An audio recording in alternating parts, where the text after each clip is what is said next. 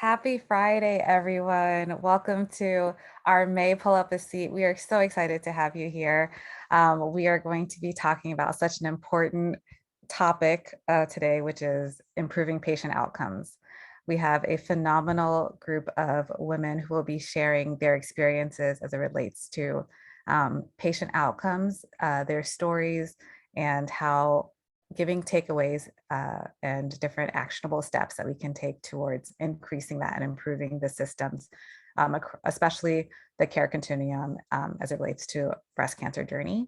I am Shonda Cooper, Chief Program Officer here at Tigerlily Foundation, and it is a joy to be your moderator for Pull Up the Seat.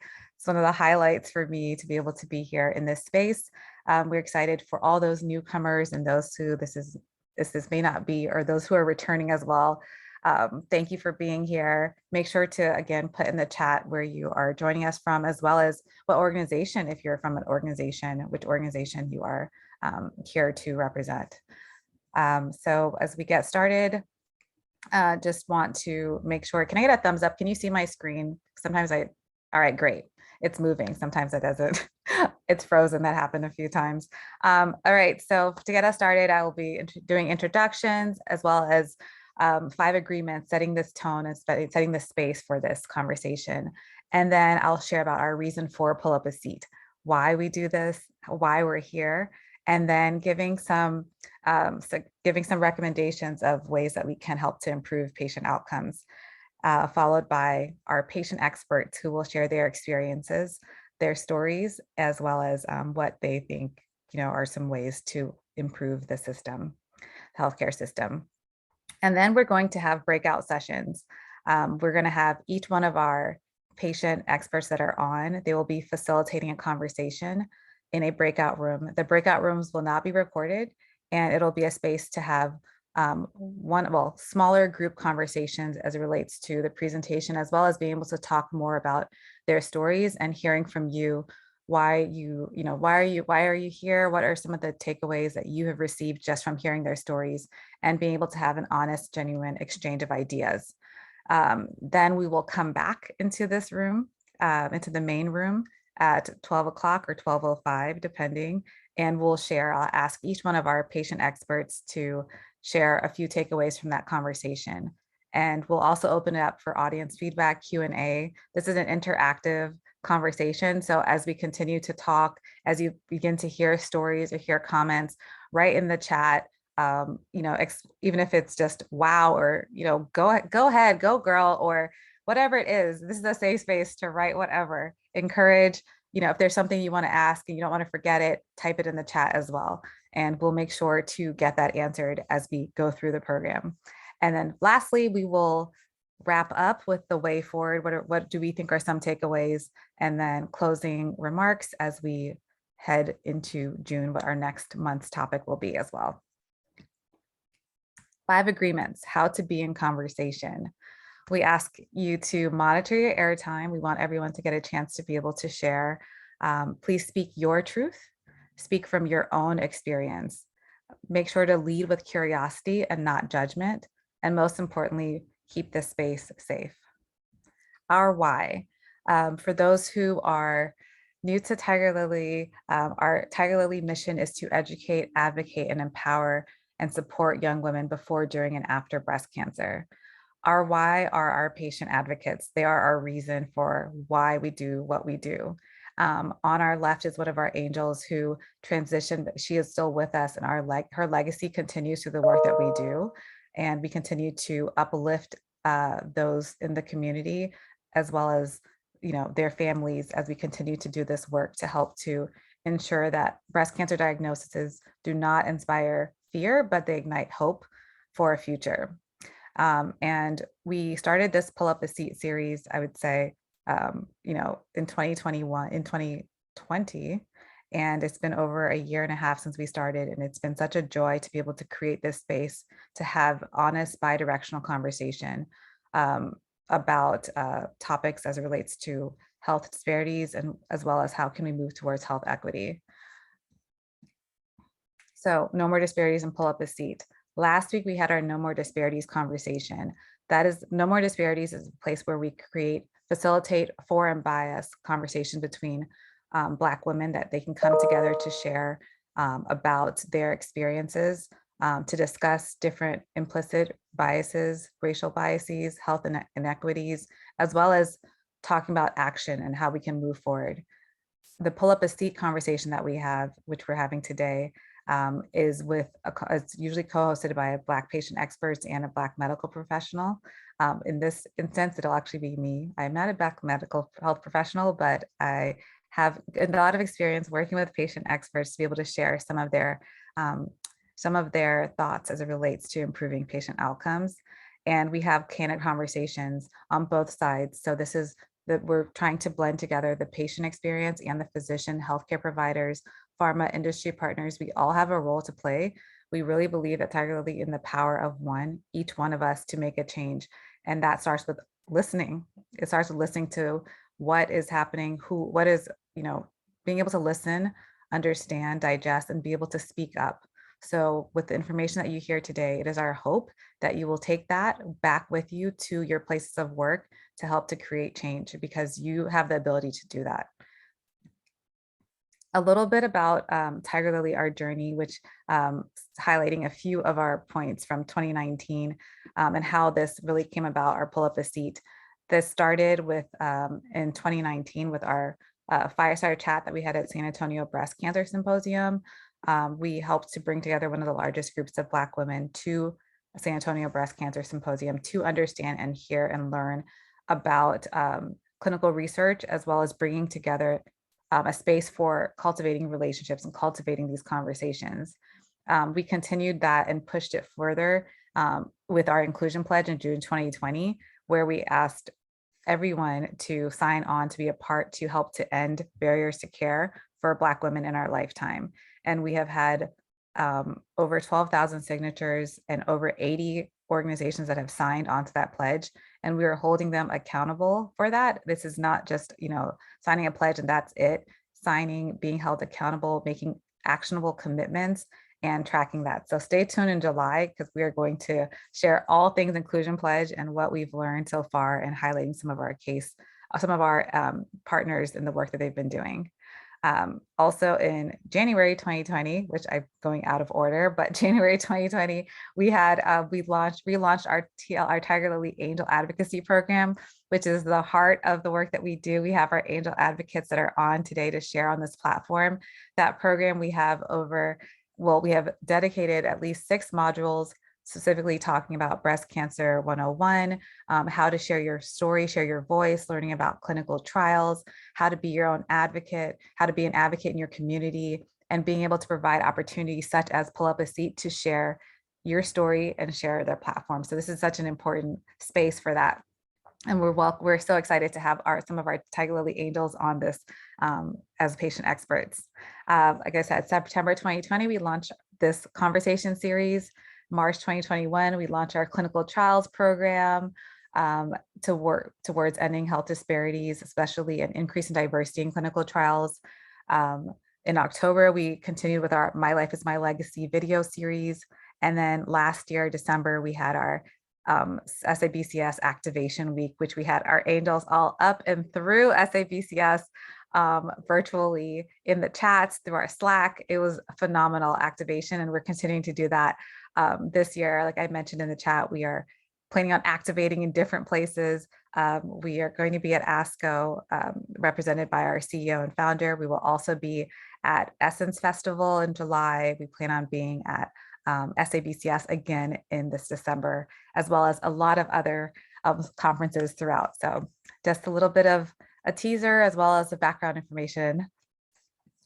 So as we talk about how can we improve patient outcomes, there are so many different areas as it relates to patient outcomes and how we can help to address that, both as patients as well as providers. And that really starts with being able to talk about diagnosis. As soon as a patient is diagnosed, what facts are they learning? What are you sharing with them as a healthcare provider? So it's important that patients know all the facts about how cancer and their treatment, it will affect them completely, how it'll affect their mind, their body as they go through that. We've heard recommendations as well about having a therapist, how important it is to have therapy as you go through that as a part of the treatment team from the beginning, not at the end, but at the beginning, something that's being offered because cancer it's traumatic. It's trauma to the mind and the body. And you need to be guided, patients need to be guided in that process from the time that they hear it. We've heard from our different patient advocates stories, experiences about even receiving their cancer diagnosis, whether it's through email that they're receiving this life-altering news, whereas this is something that which is trauma within itself, and having to deal with that and trying to understand what this terminology means through a patient portal, without having a doctor or physician be able to explain to them what it is that's actually happening to them. So that's something that is an area of improvement. Again, just reiterating communication, just communicate. It seems so easy, but it's so important. I think it's, over communicate if possible. Share resources, all of the resources, share examples, share different treatment options, from explaining again the terms from diagnosis all the way to the different treatment options, to even if they're clinical trial options, share them. Pain options, pain management, all of these, that you have to understand and come into it thinking that this person doesn't know, they know nothing about this. This is completely foreign to them. How can we help to equip, how can you help to equip them with what they need to be able to go through this, and also to improve their outcomes towards the end of this, their treatment. So that's something, just sharing resources, communicate. It's about building trust between that patient and physician relationship. How can we help to build that, that bridge moving forward? Because it is a relationship just like any other. Okay, as I mentioned, therapy and mental health play a huge role in patient outcomes after therapy as well, after treatment as well. Taking care of mental health is so important as patients adjust to what is their new normal. And I'm sure we'll hear about that from some of our experts, patient experts, as they share their stories.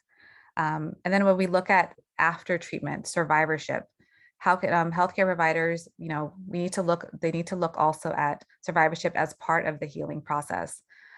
We've heard about survivorship just sort of at the end of your treatment, this sort of a drop off of access and drop off of a care team. So we need to, sort of support that. I know that our HEAL Center of Excellence, we have our director of our HEAL Policy Center of Excellence, Lizzie Wittig, is on, and we had last month, we met on Capitol Hill to discuss survivorship plans and access to plans for that. So Lizzie, if you could put that in the chat as well, about the importance of having these care teams. And who do they need to include? It needs to include a therapist, support groups, because patients aren't typically, they may not be mentally prepared for the end of treatment. Someone said about them recently returning to work and having a hard time adjusting to being in this new environment, as after of survivorship, and how that works together. Patients and physicians must work together so that patients feel empowered to ask for what they need, and physicians need to be prepared to listen to what they're sharing. And they should also ask questions with the aim of uncovering barriers to care. What questions are you being asked as it relates to this? And physicians need to be extremely informative with their patients to prepare them for their journey. They need to remember that each patient's journey is different. And so when we look at the treatment team, who is it that could be a part of that in terms of improving outcome? We have, and these are some that are a part of it, as well as suggested recommendations of having a therapist, that's someone to talk to. Of course, the oncologist, a physician, a nurse navigator to help with this journey, a social worker. Will there be assistance that's needed, a social oncology worker, someone who can talk to specifically to this in their journey, as well as having a care team, a support group, whether it's survivorship care team, but overall, even just having a support group to help, guide you through that journey and through your journey. So with that, I'm going to stop talking and pass it over to our phenomenal panel that we have here. We have Katrina Crutcher, who is 38 from Dallas, Texas, who will be sharing about her diagnosis as well as patient outcomes as it relates to what she's learned continuing through her journey. Jonell, who is a New Orleans native, will also be sharing. Neosho Ponder, who was diagnosed at the age of 36.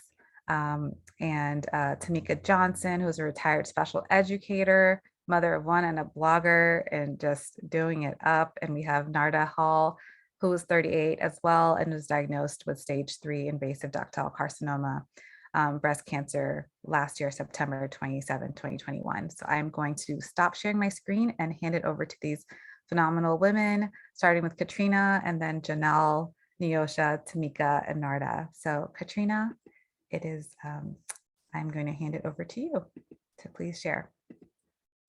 Thank you so much. Hey, everyone. So a pleasure to be here. Again, my name is Katrina Crutcher. I am from Dallas, Texas, currently in Louisiana, where I am receiving treatment. I am a BRCA1 triple negative breast cancer invasive ductal carcinoma stage 3 survivor, thriver. I was diagnosed June of 21. I received 16 rounds of chemotherapy starting July of 21. I finished chemotherapy December of 21. I had a complete pathological response as of January of 22, along with a mastectomy, bilateral mastectomy, 16 lymph node removals.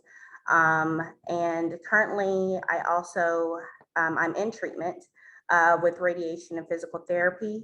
I also underwent immunotherapy of Keytruda, which was a fail after 11 rounds. I had developed pancreatitis and was hospitalized, so my doctor stopped Keytruda.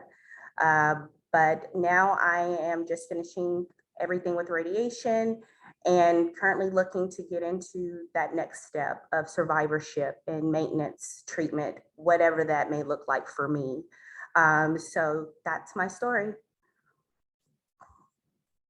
Thank you, Katrina. And can you speak to and share a little bit too about, you mentioned about Keytruda and going through that process, how it was with explaining that to your healthcare team and what, how was that with just having that conversation? Is that something that was easy to do, or, just what are some ways that could be improved, if anything, with your so far on your journey? Sure.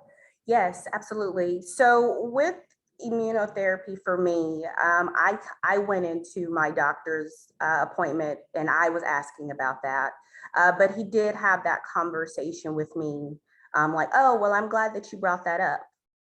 Okay, thank you for me bringing it up. Why didn't you bring it up? But okay, I get it. So it was that conversation that we did have, and it was like, yeah, definitely, I'm for you, going into that, adding that into your current chemo plan. The goal was to have 17 rounds. After 11, my body didn't accept it anymore. I woke up one morning and I couldn't walk.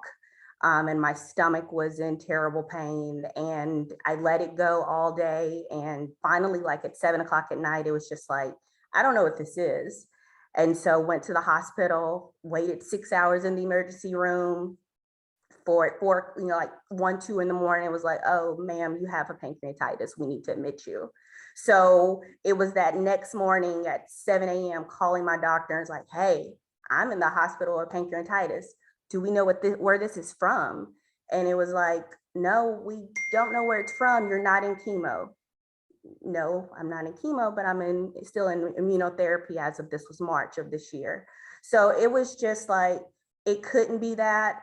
It can't be that. It shouldn't be that. It's a low percentage. It was a hard conversation until finally when I had got an endoscopy and the gastrologist said, it is due to the Keytruda. And I had to call my doctor in Louisiana and say, hey, another doctor said it is the reason for my pancreatitis is Keytruda. And he was like, okay, then I have to stop you.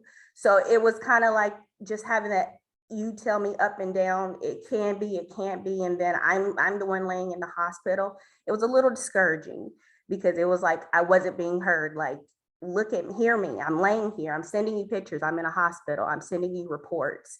And so it was hard, just getting him to understand that. But finally, he said, okay, and took me off. Thank you for sharing that, Katrina. And I'm sure we'll be able to talk about that more in the breakout rooms as well, about your experience and what you had to also go through. Thank you for sharing your story and creating space to be able to do that. We are going to pass it over to Janelle. Hello, good morning, everyone. My name is Janelle Decitel. I am born and raised from New Orleans, Louisiana, still in New Orleans now, so super excited about Essence Fest. I am currently 35 years old. However, I was diagnosed with invasive ductal carcinoma, triple negative, at the age of 34. Originally diagnosed in December 2020. I did undergo 16 rounds of chemotherapy. And it's amazing how I'm right behind Katrina, because I did have a successful Keytruda response. So I did go through 17 full rounds of Keytruda. I didn't have any issues with it other than just lots of fatigue, which is something that I feel should be brought up more in that medical setting with the doctor, because it was basically like, oh, this is going to be great. You'll fly right through this, but it did cause extensive amounts of fatigue for me. Afterwards, I did have a bilateral mastectomy, which included direct reconstruction. So I did get my implants put in at the same time of my mastectomy. Currently, I am in my survivorship stage, so I am a survivor.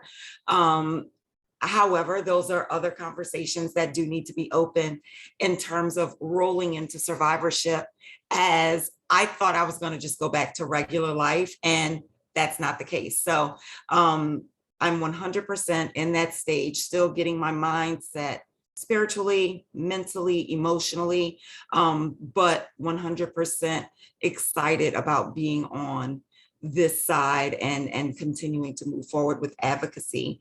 I consider myself to be a legacy warrior and survivor. My mom passed away in 2014 to inflammatory breast cancer. So I've been able to experience this disease on both sides as a caregiver, witnessing a loved one go through it and actually pass away from it. But then also from my own side, being able to experience it, surviving it, and continuing to push forward to see what the future brings. Thank you, Janelle. Thank you for sharing that. Sorry. And also, for sharing as well about your mother and her legacy as well, that you're continuing to provide and continue to share through the work that she started and through what she's instilled in you. So thank you for that. You also wanted to just ask you to share a little bit, or just, well, not to share, but at this later on when we get into the breakout rooms, to talk a little bit about survivorship too, and what can be done in terms of improving outcomes that you're now going through too. Like at this stage, you're expecting it to be a certain kind of way. What can we do to improve that in terms of outcomes and support to survivors at this point? So thank you for sharing and being here. And I'm going to pass it over to Neosho. I guess it's afternoon. Well, it's almost afternoon, so it's still good morning. Good morning, everyone. I am Neosho Ponder. I am a native of Kansas City, Missouri, which is actually where I am now visiting family. But I live in Washington, D.C. And 1 year after earning my PhD at Howard University, I discovered Clarence. And Clarence was a 2.8 centimeter tumor in my left breast. So Clarence is officially Black History, but it was 6 years ago, and I still have effects of that lump in my throat. I also have effects of God telling me this is why you can't find a job, and then all the things that came after. I was officially diagnosed with stage 2B, invasive ductal carcinoma. And I had one positive lymph node after the removal of 11. So I underwent chemotherapy reluctantly. I underwent radiation, and I knew there was something about radiation that I wouldn't like. And then I ended up suffering a year-long radiation burn that never healed. So, yeah, you think, oh, I'm just gonna have my breast removed. I'm just gonna do this, and then I'll be able to move on with my life. And every step of the way, there was another obstacle that no one saw coming, no one expected. So, for 6 years, I fought to have some sense of normalcy. I have no idea what that is. I don't know if I can spell it anymore because all of what I went through. But God is good. I just, so Shonda won't call me out. I just published my first book, which is my memoir about my breast cancer journey, and it's called God's Got Jokes. So I just did 2 book signings in one evening here in Kansas City. So that was interesting, going from one place way to another. And so it has been a journey, and I still don't have full-time employment, and still God is providing, and so that's really how my survivorship has been looking, but I will say that me constantly asking for a wound care specialist when my burn first started, and still being told, oh, you're fine, just put this on it, just put that on it, that was a struggle to because I'm advocating for myself, and it's frustrating. And I had a somewhat connection, if you will, with the radiology oncologist, so that also presented its own hurdles and issues. So I'm so blessed just to be a part of the Tigerlily family. You don't understand. I'm gonna really sell the heck out of these books so I can come to Essence, and it's just been such a journey, and it's such a blessing to see you all here. And I look forward to furthering the conversation. Thank you, Neosha. Your book is in the chat already. And we look forward. Yes, God is good all the time. And we have one of your books, Katrina is holding it up right now. Thank you. And it is so important for us to honor and uplift each other through this journey. I love what you said, that it is, you don't know what normalcy looks like. You just, going through the motions, but making trusting God through that process, as well as even, sharing about your story, sharing about your journey, as well as what you had to go through with that burn, radiation burn, all of those things and what could be done differently. God has brought you through all those things and will continue to guide you. And we're thankful to have you as a part of the Tigerlily family, as well as being able to share and within the smaller groups when we have our breakout sessions to talk about more about what could have been done that could have been easier to help to improve those outcomes, not just for you, but for those who unfortunately may have to go down this path as well. But at the same time, they're being used as vessels towards sharing their stories and uplifting others. So thank you, Neosha, for being here and for participating. And I'm going to pass it on to Tameka. Hello, everyone. My name is Tameka Johnson, and I am a native of the DMV, born in Washington, D.C., and raised in PG in Montgomery County. So I'm 40 now, but I was originally diagnosed with breast cancer at the age of 31. But breast cancer was not my first journey with cancer. I was diagnosed with osteosarcoma, which is cancer of the femur, at the age of 13. And I went through the chemo process then. And so when I was diagnosed with breast cancer, I absolutely understood what the process would be. I dreaded the process because I knew what I was getting ready to have to go through. But I was diagnosed with DCIS stage 2. And HER2, estrogen receptor and progesterone receptor positive breast cancer. So that was my initial journey. And then at the age of 36, my cancer has traveled to my collarbone and to my lungs. So I am now metastatic. So I am in my thrivership and surviving this breast cancer. So every day is a journey for me. Every day is different for me. I'm still undergoing treatment. And So, as long as I'm able and then as long as I have breath in my body, I'm going to continue to fight. Like Neosho, I'm finishing up my book. She's finished, but I'm finishing up my book called Evolving Soul. So it'll be out in the next month or so. I'm really excited about it. It's something that I know that I was supposed to start when I was 13. So now it's finished. So I'm really excited. I enjoy being a part of the Tigerlily family. And I feel like I found my tribe with Tigerlily. So I'm excited to be here. I am, excited to have the discussion that we're getting ready to have. And I am grateful. Thank you for having me. Thank you for allowing us to be your tribe. And thank you for being here, Tameka. We are so looking forward to that evolving soul. And you being able to share your story and sharing your platform. This is what this is about, is being able to, turn what we're going through into purpose as well. And the purpose that, God has and for us, and, even being able to share your story. So not just being able to write it, but being able to share something that is a part of your journey, a part of your legacy. So we look forward to having you as a part of to be in your breakout room to share more about your experiences, and how, throughout this journey from when you were 13 to where you were now at being at 40, some of those, what you've learned, what can be improved. You've been in the healthcare system for quite some time, but being able to share some of that in that space, in a private space, we're really looking forward to that. So thank you, Tameka, for being here. And last but not least, we have Narda Hall, who will be sharing as well. Hi, my name is Narda Hall. I reside in Charlotte, North Carolina.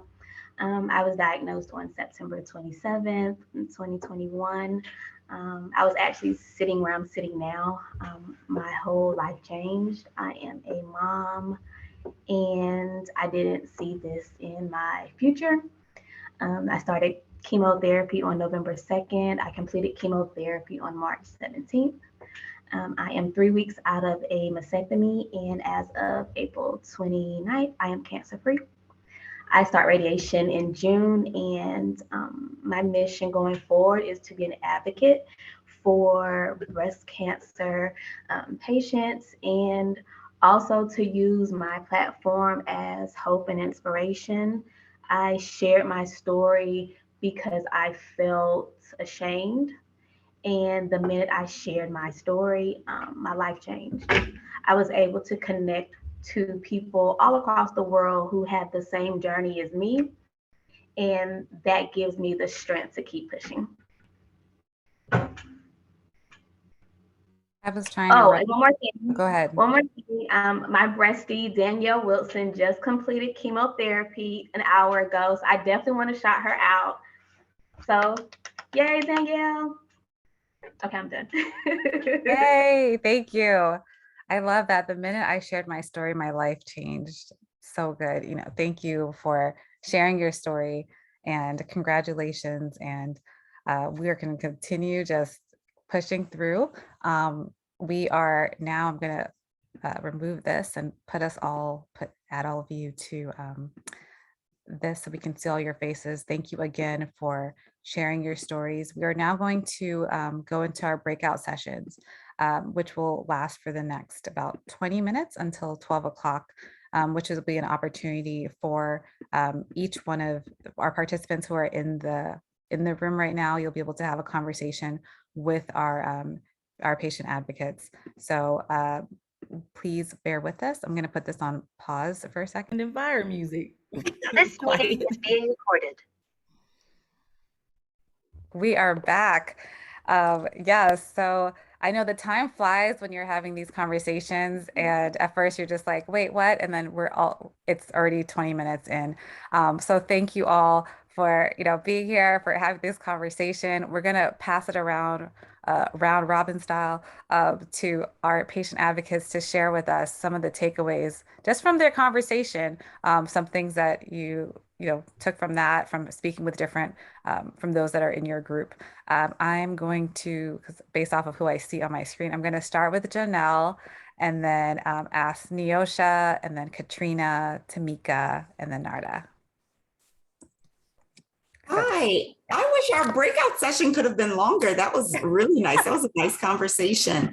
Some things that I learned. So I met Eva, who is actually joining us from Africa. And there are so many different things that I learned from her based on her experience that was so different, from my experience in terms of diagnosis, information that was given in the beginning that probably should have had more priority. For example, and I don't mind if I hope you don't mind me sharing, Eva, that her BRCA test was not given to her at her diagnosis. So she had actually gone through treatment and surgery and things of that nature prior to receiving a BRCA test, which was positive, which ended up rolling into a totally different set of options in terms of surgery and mastectomy and things of that nature. So hearing that, hearing how in so many different areas, the medical culture and the way that they present things to patients are so different. I also learned that they don't have, I guess, from the technology side in terms of getting your test results in early, like on your email, on your phone, like there are so many things that are done in person. So she really gave me a lot of insight that, I thought I may have been going through one thing here in the States, but to learn that it's totally different somewhere else was really, really enlightening and empowering for me. Thank you, Janelle, for sharing that.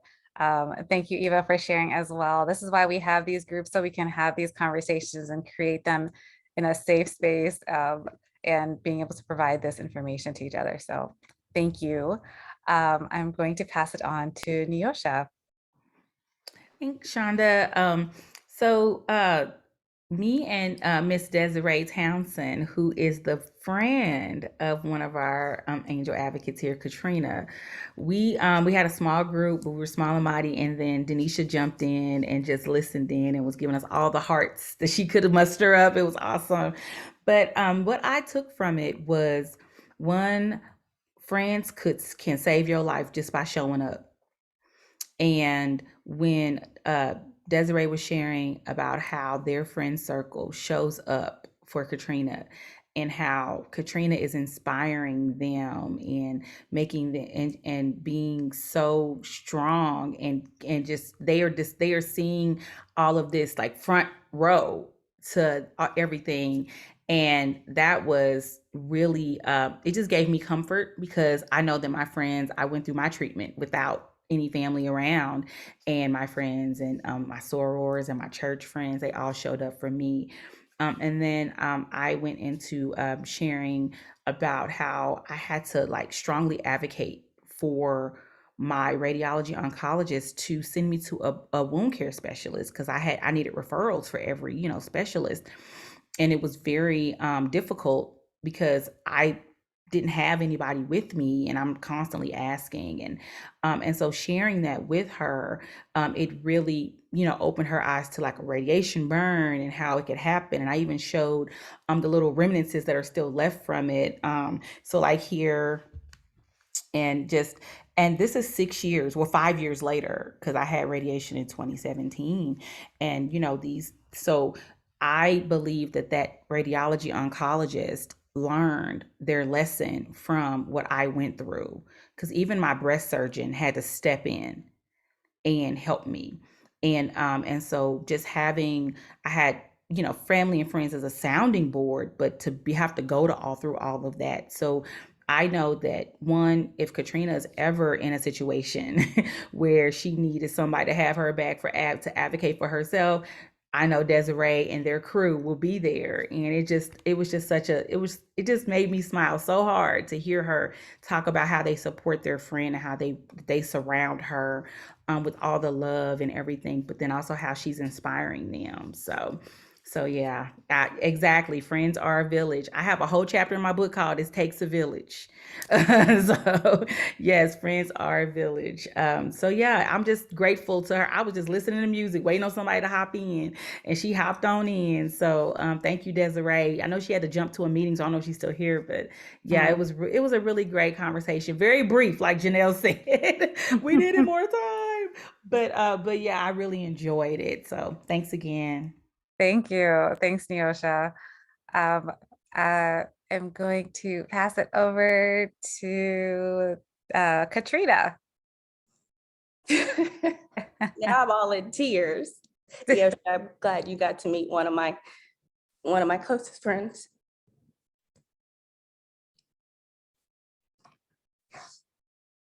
I'm sorry. Take your Oh, don't time. apologize. And I'm an empath, so Yeah. I'm already in tears with you, child. So we just gonna cry together. These are happy tears. These are grateful tears. So yeah, it's a blessing. Yeah. Yeah, to speak off of that, Desiree and three of my other friends have been my queens. They were there, even though they're in Dallas and I'm in Louisiana. Anything I need, anything my fiance needs, it's been at our doorstep. And they've been a true blessing to me.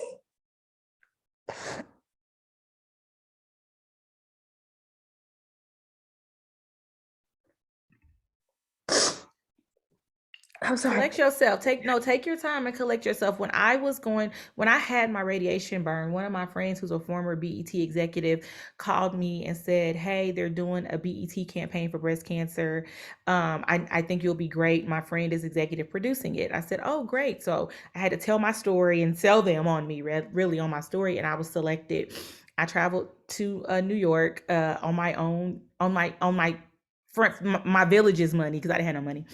I went on Megabus and I had my bandage bag with me because I had my burn. And while filming the little spot, for the campaign, one of the questions they asked me was, "Tell us about your village." Mhm. And girl, you had a pretty cry. I had a straight up ugly cry.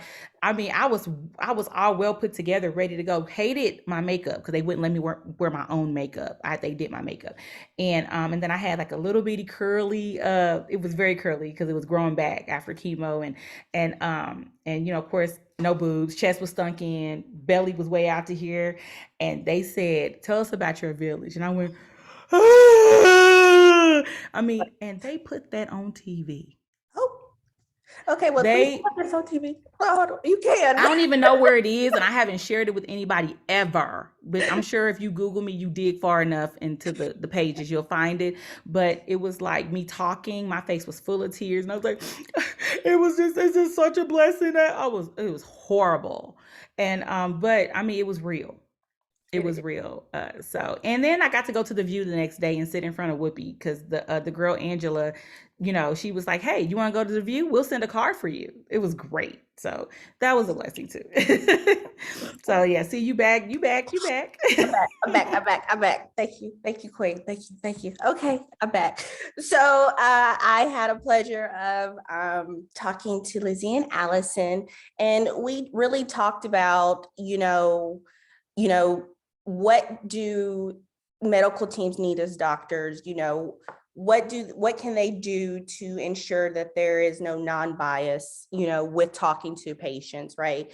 And we discussed medical training. Like, don't come in a room and say, "Hey, I'm a doctor for 25 years," right? And like, but what update training have you taken? Like, what refreshers have you done, far as medicine and far as how to treat a patient and talk to it, communicate with the patient, right? Like, where are you? Because I was sharing my experience with my immunotherapy and, just sharing how when it came to just asking questions about medicine, they would come in and, the nurse practitioner, she would type on a computer, "Well, let me look that up." "Well, why are you looking that up while I'm sitting here? Like, do you not know about it? Can we not have that conversation when maybe you've done more research?" Like, don't do like your studies in front of me, because that doesn't make me feel comfortable at that point, right? Because you make me think I don't know what you're talking about, and I should get another opinion, so it's just making sure that,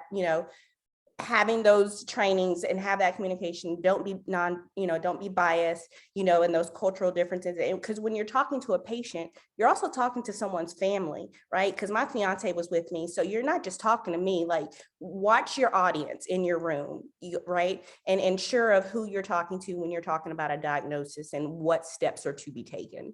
So those were kind of some takeaways that we had talked about in our room. Thank you, Katrina. Thank you for sharing that. And some of those takeaways is all really helpful. And thank you to your village. Thank you to everyone. This is our tribe, and it's such a safe space to be able to have these conversations and to talk and share and do it all. That's what it's all about. So thank you for your takeaways and sharing. I'm going to pass it on to Tameka.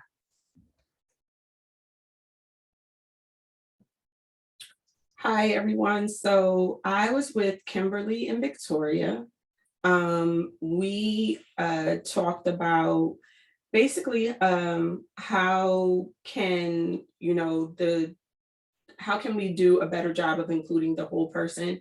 And when we're going through this, basically having, talking about the mental health aspect of it, and how we can support, how a patient can be supported through the mental health aspect of it. We talked about having maybe a therapist in the treatment center that the patient can go through, a social worker to check in and make sure that the mind is okay, or psychologist, checking in. I know that we talked about being introduced to a psychologist. Victoria is also a patient, but she works in the medical field too. Kimberly works in the medical field. Not only being introduced, but being checked in on constantly, making sure that mentally the patient is okay, or the person is okay, because we wanted to stop saying patient, but saying the person is okay. A medical advocate, I know I had a nurse navigator in the beginning, but maybe throughout the journey, there could be a nurse navigator or a medical advocate to help make that person feel comfortable with sharing when getting those medical terms, because we don't know what the medical terms mean. And so it's better. I know that when I had my nurse navigator, she would take notes with me and then meet with me afterwards to explain to me what they basically were saying and what it meant, and the next processes and things like that. I still have her notes in my binder because, I understood what she was saying, but I didn't understand necessarily everything the doctor was telling me. So having that support to make things a little bit easier for the patient through the process, and having that support mentally, because it is a battle of the mind, and, mentally, sometimes you're just not able to understand and just be there mentally while you're battling the breast cancer. So good. So good. Thank you, Tameka, for sharing that. Mental health is so important. And I like how what you were saying too about having to check in at different points throughout the journey, not just at the beginning, but just to check in and say, how's it going? Those points, and to see how are you at the, now at this stage, that's really helpful. So thank you. Thank you to those participants as well. And I love the idea too of what you were saying of not just calling patients, but person, and switching that too, and the importance of that word, changing, and empowering it and changing that is really definitely taking that in as well. So thank you all. Thank you, Tameka, and thank you to Kimberly and Victoria for participating in that conversation. Narda, I'm going to pass it to you. So my group consisted of myself, Shonda, Virginia, and my IG bestie, Marie. Marie doesn't know this, but I'm going to share it. she started following me and I started following her, and I saw in her caption that she was a thriver. At that time, I think I was still going through chemo, and I looked at her pictures and I was like, oh, she got married and she's beautiful. Like, I can do this. So Marie, you inspired me because she just didn't look like whatever she was going through. I didn't know where she was in her journey, but I know that she looked good. So she made me want to spruce up on those days I had chemo or doctor's appointment. So I just wanted to share that with you, Marie. But we talked about the call I received stating that I was, in fact, stage 3 breast cancer. And I shared that I didn't think that the person calling me was, she lacked empathy. It was more so like a job to her. Like, I'm going to call and give her these results and she can just follow up with her oncologist. So that was a takeaway. I wish people in those positions had more training on empathy or just human decency. You know, breast cancer isn't just a me thing, it's every woman thing, honestly. And we also touched on having a support system and the importance of a therapist. I shared that my therapist cut her hair off in support of me, and just having a tribe, just having breasties, because our friends may not understand and may not have the right words. So those were the important takeaways in our group. Thank you, Narda. Thank you for sharing that. Yes. And thank you, Marie, as well, for being on as you continue to share your voice in this journey as well. So we appreciate you and everyone that has participated in this. I want to open it up as well to our to anyone who's on, any of our audience members who would like to just, share or open the floor if you have any feedback or questions or any comments that you want to make. I had a therapist once that I would share with her, like, things that maybe she didn't specialize in because it was a residency program, and send her all these resources and everything. And she still did not, just was very kind of callous about the certain things. And, I'm like, well, if you don't look at the stuff I send you, you won't understand some of the things that I just want to discuss in our group. I mean, in our sessions. And it was just, yeah, I had to move to a different person because it's like she's not giving me what I need at this time. And so I totally understand that. But can I just go back to Narda? So your therapist shaved her head. Like, can we just pause there? Um, One of my best friends shaved his head with me, but he's also Hispanic and it grew back the next week. But I just need a pause that your therapist. Yeah, she did. So I started chemo. I was on the ACT, but I was on the AC part November, December. So when I touched, she would always check on me. Like, we would communicate, maybe not in person, but she would always say, "Hey, I'm here if you need me." She never shut me out. So when I got ready to present myself to the world, she was the first person I wanted to have a conversation with. And it was a bit different because she was used to seeing me with hair everywhere. Because as I shared in the room, my hair was long enough I could sit on. So the second virtual meeting we had, I thought her hair was like, I don't know what I thought. I was like, this is, maybe I'm out of it. And I was like, you did something. And she was like, yeah. She was like, I was just debating it. And she was like, I can't be a voice for you if I can't feel what it's like. Oh God, I'm gonna cry. um,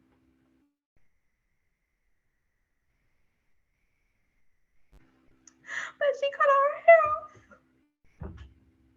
because she said, you tell me so much and I'm a soundboard for you.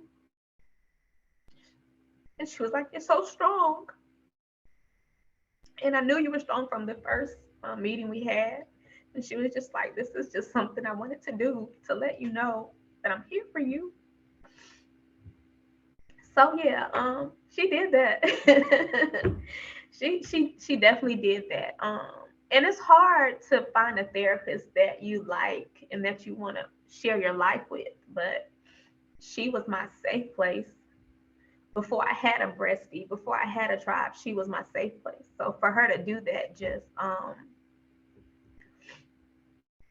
I'm grateful to her. She's I don't call her my friend because we have a professional relationship, but she's my friend. She my sister. She my sister. And I cried. I was like, please don't, I don't want to cry on any of these, but yeah. Hey, happy to listen. You have to let it out. You have to let it out. It's, whew, yes. I mean, you have to feel those emotions. So if there's any place to let them out, this is the space to do that. It is okay. Okay. Y'all with your beautiful tears, faces, not, not the ugly cry, all that, like I call it the Viola cry. I was trying not to give Viola in fences. Me too. Viola Fences, Me listen, too. she got an Oscar though. And she is a beast. And I know that some people, this complete side note, we are reading her book right now. So if there are others who are reading that, I hear it's phenomenal. So It's amazing. It's amazing. It's amazing. yes, she is incredible. Um, are there any other, comments or anything as well as before we wrap up our call today?